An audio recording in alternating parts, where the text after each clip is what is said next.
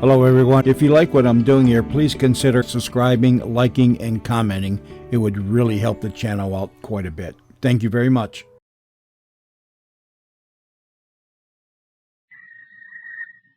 Call all hands. Beat the quarters.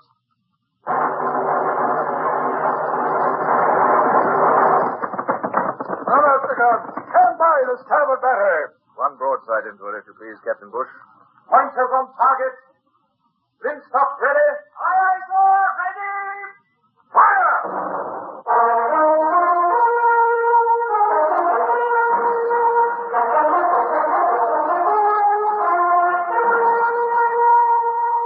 Presenting Michael Redgrave as T.S. Forrester's indomitable man of the sea, Horatio Hornblower.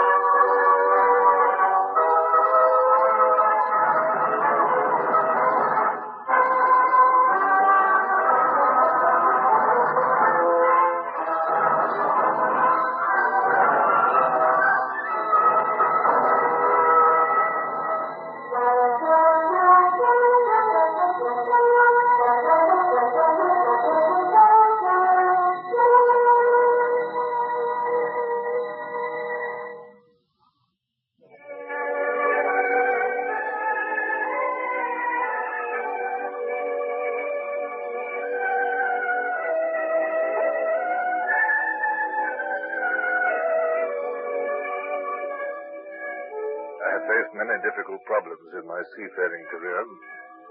As I look back now, I can remember none graver than that which faced me as I prepared to sail in my frigate in search of the Natividad. I had captured her before in harbor, by night and by surprise. Now I must meet her on the open sea, where her enormous superiority in firing force must give her the advantage. That was bad enough. Now I had the additional responsibility of a high-born and influential passenger, Lady Barbara Wellesley. When I returned to the ship after calling on the Viceroy at Panama, I summoned Bush, my first lieutenant, to my cabin. Mr. Bush, where's Lady Barbara? She's on the quarterdeck, sir. I had the carpenter knock up a hammock chair for her. Had a bit of awning rigged so as to give her some shade. Mr. Bush, the Lydia is a frigate about to go into action, not an Indiaman with nothing to do but pamper passengers. No, sir. If Lady Wellesley takes advantage of her position and forces me to carry her to England, I cannot refuse. But this is no reason why my ship should be turned into a boudoir. No, sir.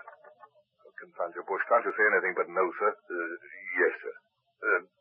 Forgive me, sir, but it would have been highly dangerous for her ladyship to stay ashore with yellow fever spreading as it is. So she seeks safety by coming aboard a ship which is about to fight an enemy twice its size. Now, hark ye, Mr. Bush, no good will come of this. If we win the battle, we shall be censured for exposing her ladyship to danger. If we lose it, I cannot imagine you losing any battle, sir. Not if it was the whole Spanish fleet, instead of just one ship. When I want your opinion, Mr. Bush, good or otherwise, I will ask for it. How am I going to pace my quarterdeck with a woman sitting there? The thing I've just thought is my shower bath. Under the pump on deck. Look, have a screen rigged. See that the crew are warned about dress, too. In this heat, most of them work half naked. Aye, aye, sir.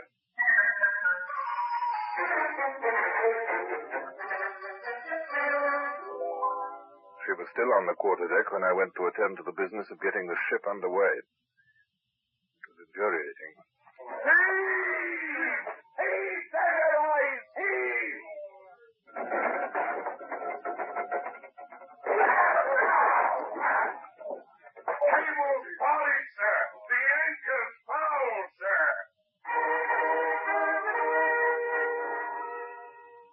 Had to juggle with many factors at once. The drag of the cable on the bows, the pressure of the wind on the driver and topsail, the set of the tide, the increasing sternway, the amount of cable still to run out. When I sail forward, I must do so dead in line with the anchor, with no slack in the cable, or we might well bring the masts and rigging about starboard. Starboard again, sir. Smartly with the braces now. Now she's checked, Mr. Bush. She's moving forward. Mr. Bush now, hands aloft, set every sail that'll draw. All hands aloft! Quickly, take in the cable. She's making, sir. She's making. Yes, but we mustn't sail up to our anchor with too much speed on her. When I give the order, Mr. Bush, we shall see how well you've drilled your crew. Those sails must come off her like lightning, or they're not to be taken aback. They will, sir. I swear by the crew. Stand by. Now, Take it aloft, sir. Cautious, topsails, and gallant your lives. Hard aboard. Hard aboard. Captain there, cable in. Quicker, quicker. Round, round, brashy. Try, yes, the big blood. The moment had come. With sail off, the Lydia was drifting up to her anchor. Now was the moment when either she would raise it or the maneuver would end in disaster. Every man aboard, save the wildly rushing capstan hands, held his breath. Anchors free, sir. Is that all sail, Mr. Bush? Aye, sir. By heaven, sir. You've shown those Spaniards the finest bit of seamanship they'll ever see in their lives. Kindly attend to your duties, Mr. Bush. Aye, aye, sir.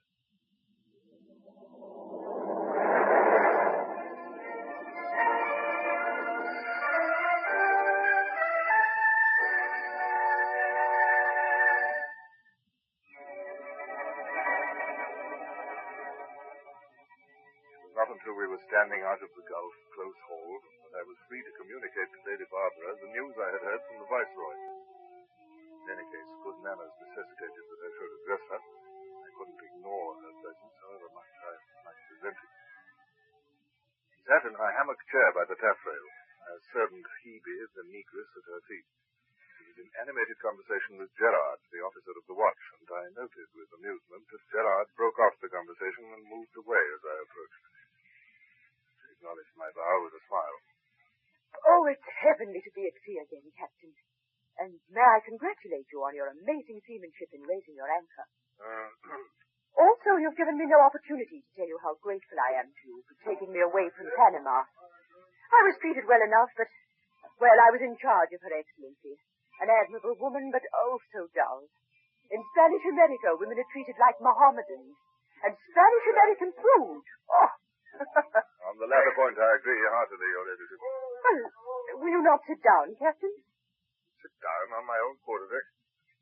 Thank you, Your Ladyship, but I've never done such a thing in my life. If you'll forgive me, I prefer to stand.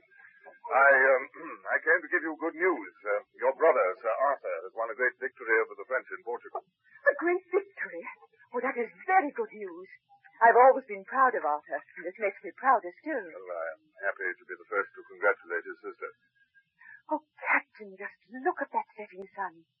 One almost expects to hear a hiss as it sinks into the sea. Yes, I endeavor never to miss the sunset in these waters, Your Ladyship. It's a daily miracle. Beautiful. Exquisite. I hope Your Ladyship was well provided for during my absence ashore. If there's anything further that lies within my power... Well, there's just one thing, Captain, that I should like to ask as a favor. What is that? That is that you do not call me Your Ladyship. Call me Lady Barbara, if you will. Certainly, Lady Barbara. And if Lady Barbara doesn't come easy to you and you wish to attract my attention, you can always say, Oh, Captain, I'm so sorry. Please accept my apologies.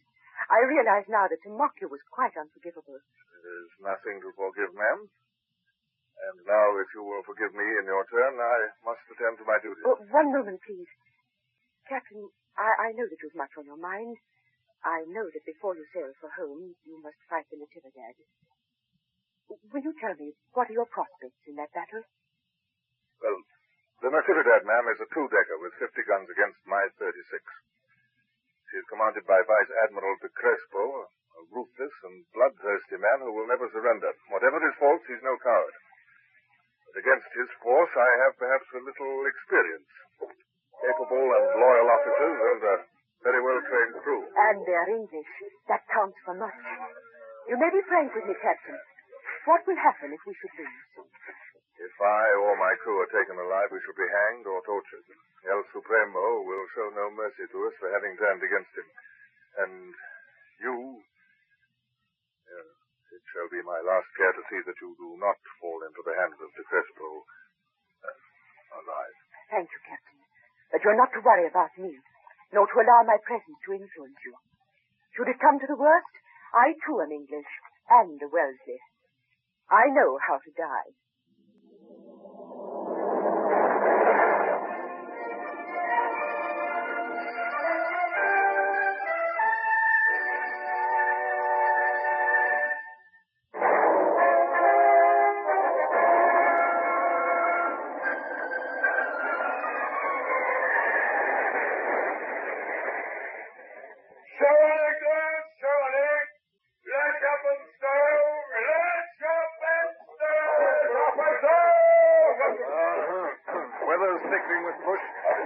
Sent down to you, sir, for permission to shorten sail. Yes, get the courses and topgallants up, Mr. Bush.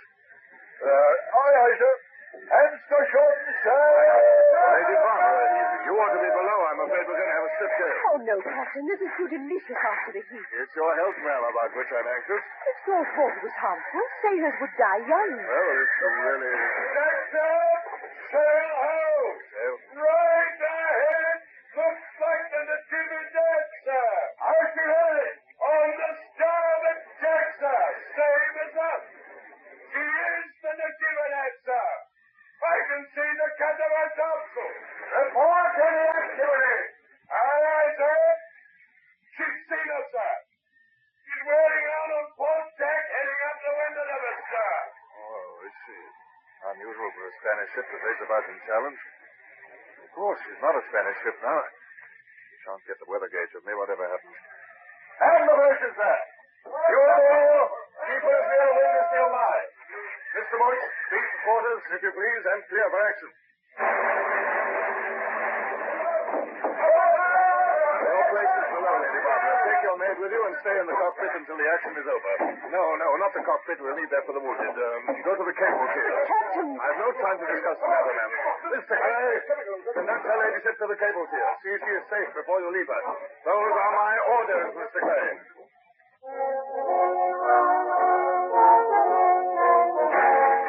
Mr. Bush's incessant drilling of the crew showed its value now. Every man knew his job and did it swiftly and well. The decks were soused with water and strewn with sand. The bulkheads were knocked away. The fire parties took their places at the pumps. The boys ran with cartridges for the guns. And down below, the acting surgeon was dragging the midshipmen's chests together in the cockpit to make an operating table.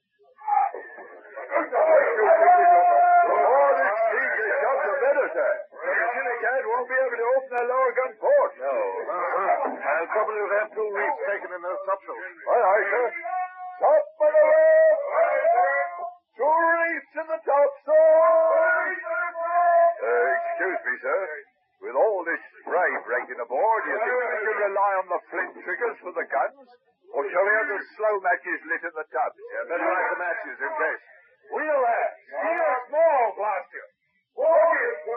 Both ships are approaching each other at an angle. Steer so that when we meet, our ship has the wind of the other. Do you understand? Aye, aye, sir. Look, sir. There's a puff of smoke. She's opened fire. Man's a fool to waste powder and shot at such range. Never forget, Mr. Bush, a first broadside discharged at close quarters with guns carefully loaded by crews with time to think is worth 10 under any other circumstances. Yes, sir. We've been passing mighty close, sir. If we both stay on this course, in fact, we'll meet bow to bow. No telling who'll have the weather gauge. That was closer. Here comes another.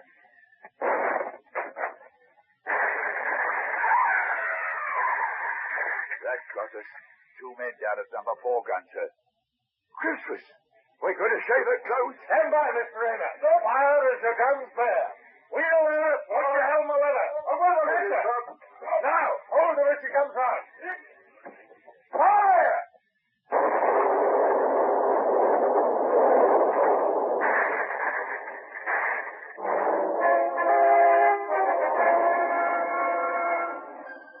With action at last, my nervousness and fear of some fatal error was gone. I stared across the tossing sea at the Natividad. I could see De Crespo up on the poop. The fellow actually had the insolence to wave airily at me. It had the advantage from our maneuver, 2 broadsides into it at close range, with only 1 shot in reply. Now, we had to pay for it. saw the rudder of our opponent kick over, and the next moment the two-decker had swung round and was hurtling down upon us. Up, Joe! Take your aim! Steady, lads. We've got a broadside from her, too. Fire!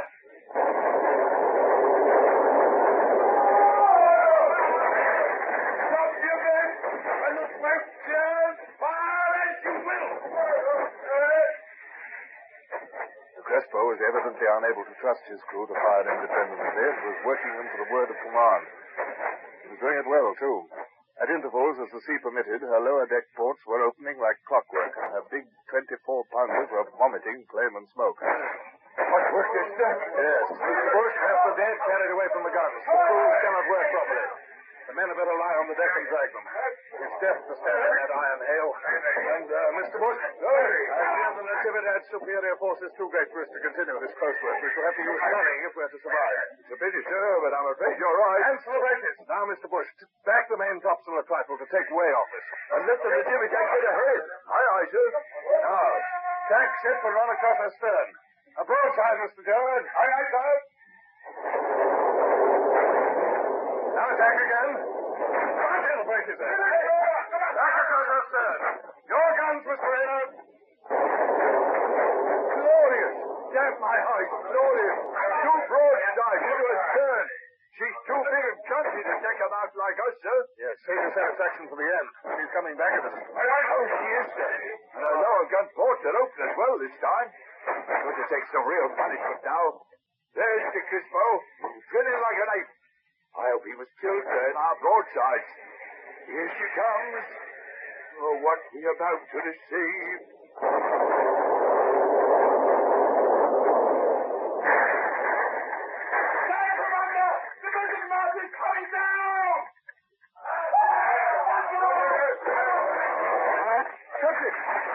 Are you all right, sir? They're cutting away from me. I'll have you freeing it, Jimmy. There's a hand here, some of you. To free the captain. Now, sir. Let me get you below, sir. You're covered with blood. Now with your word. It's not my blood. Now clear this mess or we're lost. The missile has carried away the main gallant mast with it. Axe again! Hey! Axe! Axe is here! Put that wreckage away! Look out! Here comes all the broadside. There's your work. I'll run my sword into the man who moves away.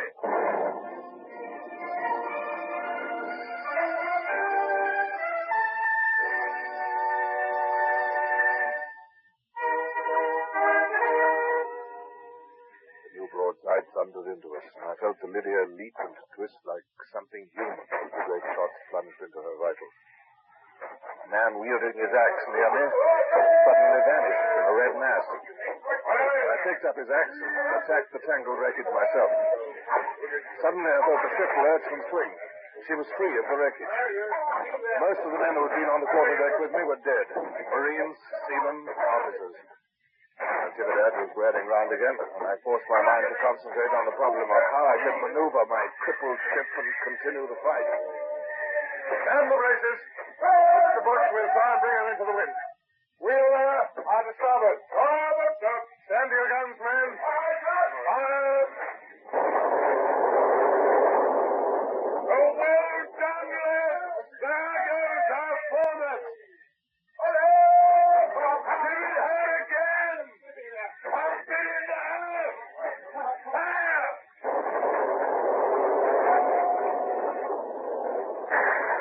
Look at that. The foremost is gone. She's taken her main topmost with it. She's swinging round into the wind. She's as helpless as we are. Confounded, the gale is blowing us apart. Ceasefire, then. You're only wasting your sight at this range. With the mizzen gun, sir, I can't get enough leverage to sail into the wind. No, it's infuriating, but she's in the same trouble. Mr. Bush, the ship which is ready for action again first will win this battle. Aye, sir. I'll get that. Bush, you're hurt. It's not a much, sir. A falling block caught in the head. I'll tie it up for now. Are you all right, sir? Heaven's sake, don't stand there asking questions like a fool. I'm standing, aren't I? Get this deck cleared up so we can move, Lady Barbara, who gave you permission to come on deck? My orders were for you to stay below. The deck is no place for you. I can see that, Captain. I've no intention of obstructing you. I propose to lock myself in my cabin. Your cabin? So, yes, please allow us to go to my cabin, sir. There is no cabin left for you, ma'am. I regret. 4 broadsides of 24-pound shot from the Natividad have passed through your cabin, ma'am, and what is left of it wouldn't shelter a fly. Oh, dear. And we've much to do to make our ship ready to fight again. Very well, Captain. But your coat is torn, sir. You are bloody. Can I help you at all? Yes, ma'am, you can help me and all of us by going back to the cable here. I offer my humble apologies, Captain.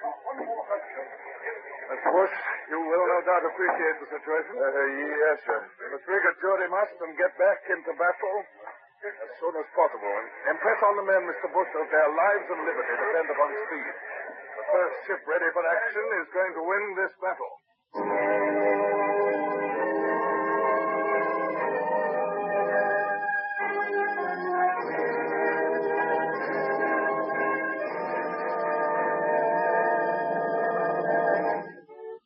Horatio, Hornblower, starring Michael Redgrave, is based on the novels by C.S. Forrester.